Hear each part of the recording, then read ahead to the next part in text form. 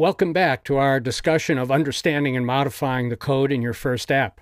Now let's take a look at the layout files that describe the look and feel of the screen displayed by the program.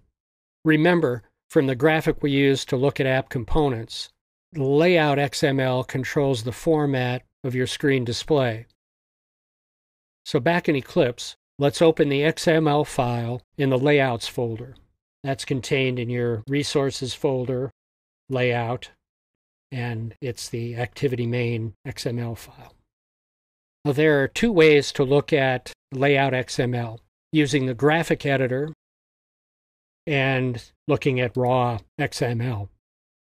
The graphical layout is a WYSIWYG, or what you see is what you get, type editor that you'll use along with raw XML code to construct your user interfaces.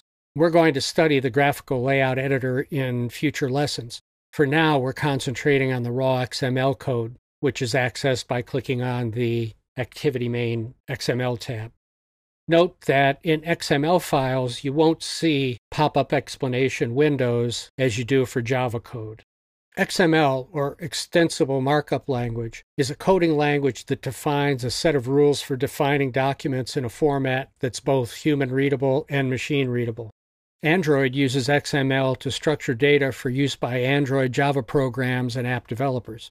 XML uses tags, such as relative layout in this file, and attributes, such as layout width, to define components such as screen layouts and app characteristics. Think of a tag bound by these angle brackets and the ending tag as a group of attributes used for a specific purpose. As we go through XML files in your app, this structure and these purposes will become clear.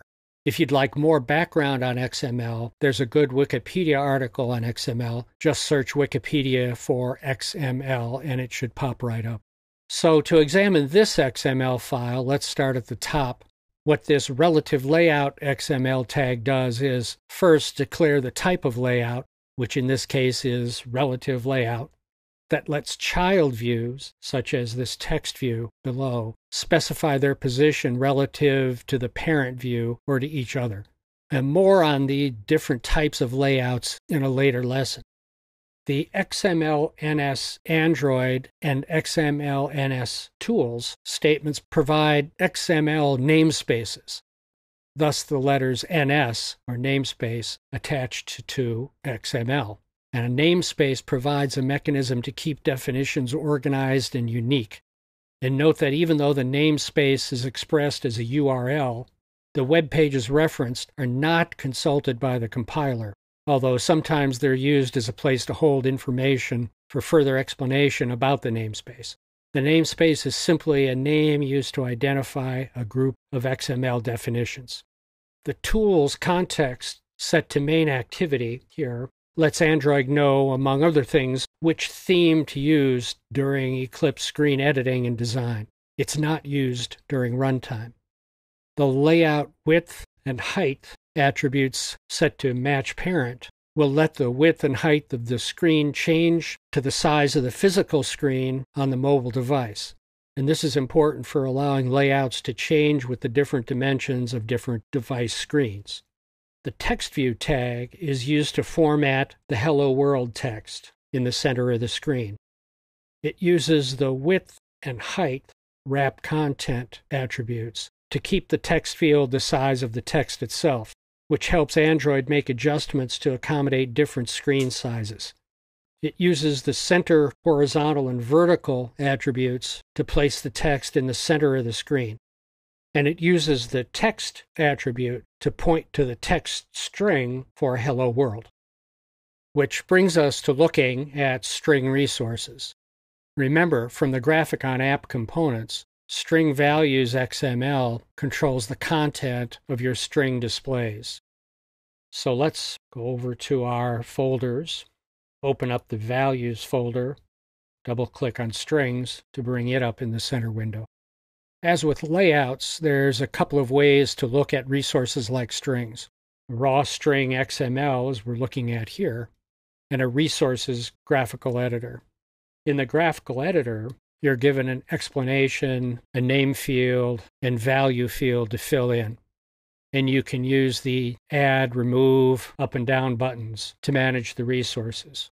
In this lesson, however, we're going to focus on the raw XML, and we'll come back to this graphic screen in a later lesson to explain more of the details that you see. The XML declaration tag that you see at the top is optional. The Google wizard we used has chosen to include it in this file. It indicates the version of XML and encoding methodology, UTF-8, which stands for Universal Character Set Transformation Format 8-bit. It represents every character in the Unicode character set, and it's become the dominant character encoding methodology for the World Wide Web. String resources are used to separate actual string values from the code that uses them. So, for example, we have our hello world string specified here. We also have our app name and settings string here. This allows us to be able to do a few important things. First, we can easily make changes to strings. We could change the hello world text to hi from San Francisco without changing the Java code that uses it. And there might be multiple references to this text in the Java code. So as a test, let's go ahead and change the text. I'll put in my change. I'll do hi from San Francisco. And you go ahead and change yours to whatever you like.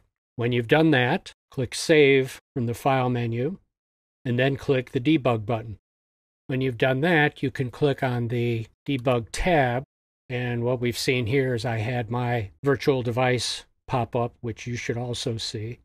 Looks like an error message window that just popped up. Don't worry about that. It's just telling you that it's waiting to connect to the debugger. So here you see the app screen with the new text, hi from San Francisco, and you'll see whatever you put in on your app. So let's minimize that and go back to the XML window. Now, having strings grouped together also allows us to organize our strings for easy access and management. A larger app might have dozens or even hundreds of string values. Having them in one place facilitates app and project management. A third reason is that this separation allows us to easily translate the text to other languages. You can send your string file out to a translator for translation to as many different languages as you want. As we'll see in a future lesson, these translated files would be located in values folders with naming conventions for specific countries. For example, values-fr. So if we look down here, this is the default values folder that would be used for any country for which a specific country was not specified. So if we had values for French, we would have a folder named values-fr. We'll take a break here and continue with a look at Style Values XML.